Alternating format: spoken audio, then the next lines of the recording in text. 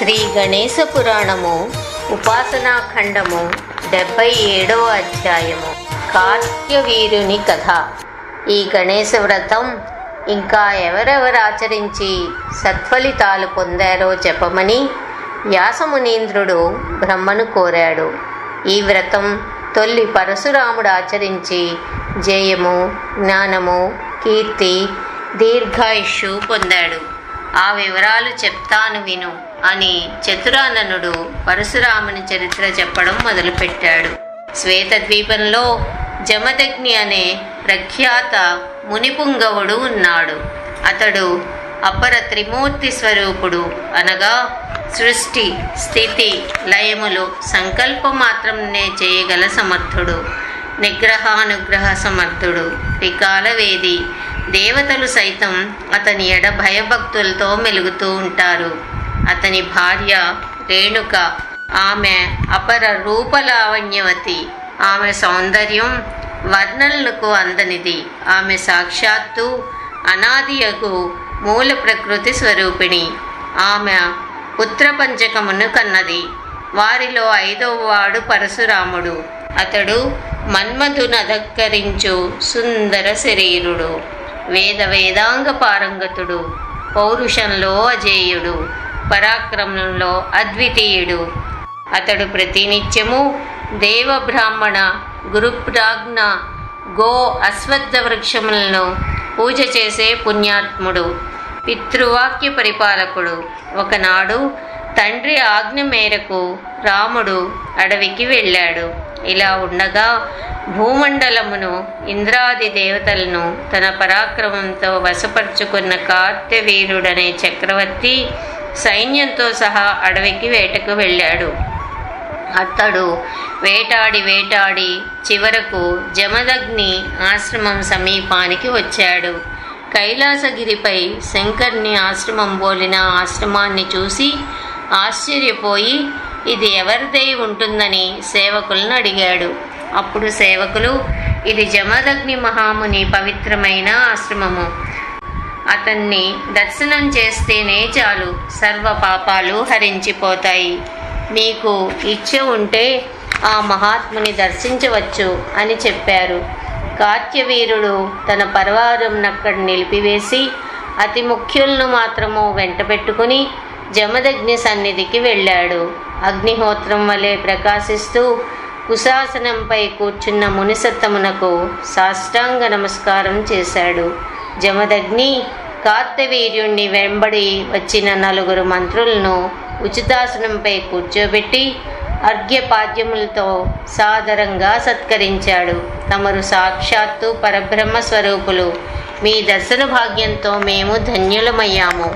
మీ సత్కారానికి ధన్యవాదములు అని రాజు విన్నవించాడు. జమదగ్ని మహాముని మందహాసంతో, రాజా, నువ్వెవడవు? నీ తండ్రి పేరేమిటి? ఏ కార్యంపై నువ్వు ఇటు వచ్చావు అని అడిగాడు. అప్పుడు రాజు, ఓ మునీంద్ర, నేను కృతవీర్యుని కుమారుడను. నా పేరు కార్త్యవీరుడు. సాధు సత్తములైన తమ దర్శనమైంది. మరి తమరు సెలవిస్తే మా నగరానికి మరలిపోతాం అని చెప్పాడు. రాజా, నీ కీర్తి ప్రతిష్టల గురించి మేము ఇదివరకే విన్నాము. నువ్వు మా ఆశ్రమానికి వచ్చావు, చాలా సంతోషం. కాస్త భోజనం చేసి వెళ్తే మాకు తృప్తిగా ఉంటుంది. ఇక్కడ మీకు ఏ లోటు ఉండదు. అందుచేత భోజనం చేసి వెళ్ళండి అని జమదగ్ని కోరాడు. మునీశ్వర, తమరు చెప్పింది వాస్తవమే. భోజన సమయం కాబట్టి తప్పక భోజనం చేయవలసిందే. శ్రోత్రియుల గృహాలకు వెళ్ళినప్పుడు అన్నం కాకపోతే కనీసం జలపానమైనా చేయాలని ఉంది. అయితే నా పరివారం తినకుండా నేను ఎలా భుజించగలను? మీ దర్శనమైంది, అదీకాక మీరు పాద్యాలతో మమ్మల్ని సత్కరించారు. మాకదే చాలు అని ప్రత్యుత్తరమిచ్చాడు రాజు. రాజా, నీకు నీ పరివారానికి నేనెలా ఆతిథ్యం ఇవ్వగలనని సంకోచిస్తున్నావేమో. నీకు ఆ సంశయం అక్కర్లేదు. మీ అందరికీ మృష్టాన్న భోజనంతో సంతోషపెడతాను. నా మాట నమ్ము. భోజనం సిద్ధం కాగానే పిలుస్తాను. అంతవరకు నదీ తీరంలో శీతల తరుఛాయల కింద విశ్రాంతి తీసుకో అని జమదగ్ని కార్త్యవీరుణ్ణి మొగమాట పెట్టాడు. కార్త్యవీరుడు కాదనలేకపోయాడు. విశ్రాంతి కోసం నదీ తీరానికి వెళ్ళాడు. జమదగ్ని మహాముని ఈ విషయం తన భార్య రేణుకాదేవితో చెప్పాడు. రేణుకా జమదగ్నులు నిమీలిత నేత్రులై కామధేనువును స్మరించారు. కామధేనువు వచ్చి వారి ముందు నిలబడింది. ముని దంపతులు కామధేనువును పూజించి, ఓ ధేను శ్రేష్టమా, అసంఖ్యాక పరివారంతో వచ్చిన కార్త్యవీర మహారాజుకు ఆతిథ్యం ఇవ్వాలని సంకల్పించాము. మాకు అవమానం రాకుండా నువ్వు రాజుకు అతని పరివారంనకు అచ్చెరువు గొలిపే రీతిలో భోజనం ఏర్పాటు చేయాలి. అలా కాకపోతే మా మాట అసత్యమై మేము అపహాస్యం పాలవుతాము. అందుచేత నువ్వు మా ప్రార్థన మన్నించు అని కామధేనువును అర్థించారు. అప్పుడు ముని దంపతుల ప్రార్థన విన్నది కామధేనువు. అక్కడ అప్పటికప్పుడు సొగసైన భవనాలతోనూ రత్న ఖచిత స్తంభాలతో శోభిల్లే సభామండపాలతోనూ నానావిధ ఫల పుష్పములతో రాజిల్లే సుందర ఉద్యానవనములతోనూ శ్రవణానందమైన మంగళ వాద్యాలతోనూ పైడి పాత్రల వరుసలతో కూడిన భోజన పంక్తులతోనూ బంగారు బిందెలతోనూ చిత్ర విచిత్ర ప్రాకారములతో కూడిన తోరణములతోనూ దాసదాసీజనుతో నిండిన మహానగరంను త్రుటి కాలంలో నిర్మించింది కామధేనువు. అనేక వ్యంజనములతో కూడిన రుచికరమైన చతుర్విధ భోజన పదార్థాలను సిద్ధం చేసింది. భోజన పదార్థాలను వరుసలు తీర్చిన పంక్తుల్లో వడ్డించి జమదగ్ని కార్త్యవీరుణ్ణి అతడి పరివారాన్ని భోజనానికి రమ్మని పిలువమని తన శిష్యులను ఆజ్ఞాపించాడు. 77వ అధ్యాయము సమాప్తం.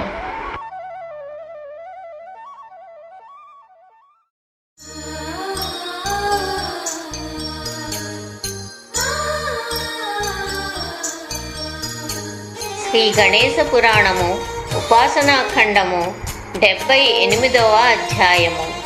జమదగ్ని కార్త్య వీర్య సంవాదము. జమదగ్ని శిష్యులు నదీ తీరానికి వెళ్ళి అక్కడ విశ్రాంతి తీసుకుంటున్న రాజును స్వస్తివాచకములతో ఆశీర్వదించి, రాజా, మీరు మీ పరివార సమేతంగా భోజనానికి దయచేయండి, వడ్డన్లు పూర్తయ్యాయి అని రాజును భోజనానికి ఆహ్వానించాడు.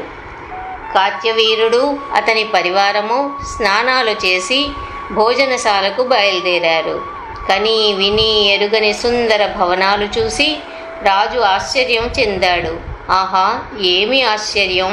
ఇంత సంపద శివకేశవ చతుర్ముఖాదులకు కానీ లోకపాలకులకు కానీ లేదే అని ఆలోచిస్తున్న రాజును అతని పరివారాన్ని సాదరంగా ఆహ్వానించి వారిని యథార్హముగా వడ్డించిన భోజన పాత్రల ముందు ఆసీనులను గావించి మహారాజుకు అతని అంతస్తుకు తగిన ఏర్పాట్లు చేశాడు ముని. ఇది వరకు ఎరుగని వివిధ భోజన పదార్థములు, రుచికరమైన పండ్లు తుష్టిగా భోజనం చేసి అందరూ సంతుష్టులయ్యారు. సుగంధ ద్రవ్యాలతో కూడిన తాంబూలం వేసుకున్నారు.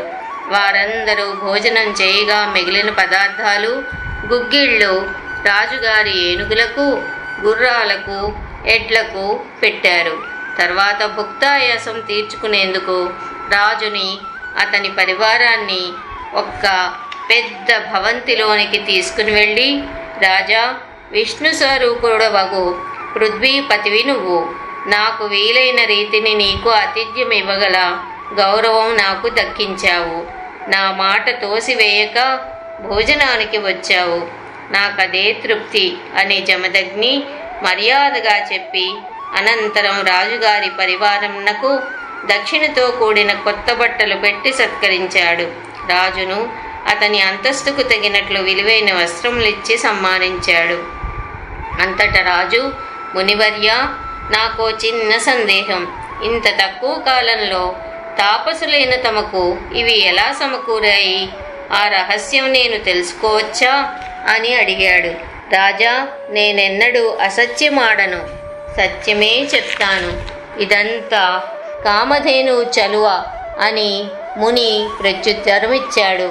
ముని ఆతిథ్యం స్వీకరించి తృప్తిగా భోజనం చేసి సంతుష్టుడై మరలిపోక తనతో కూడా కామధేనువును తీసుకుని పోవాలన్న దుర్బుద్ధి కలిగింది కార్త్యవీరుడికి. దైవోపహతులకు దుష్టగ్రహ పీడితులకు దుర్బుద్ధులే పుడతాయి.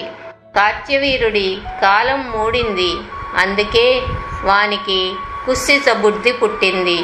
జమదగ్ని మహాముని ఉద్దేశించి, మునీశ్వర, తమరు శాంతచిత్తులు, జితేంద్రియులు, కందమూలములు తింటూ ముక్కు మూసుకుని తపస్సు చేసుకునే ముని ప్రవరులు, ధర్మశాస్త్ర పారజ్ఞులు, యోగాభ్యాస తత్పరులు, సంయమధనులు.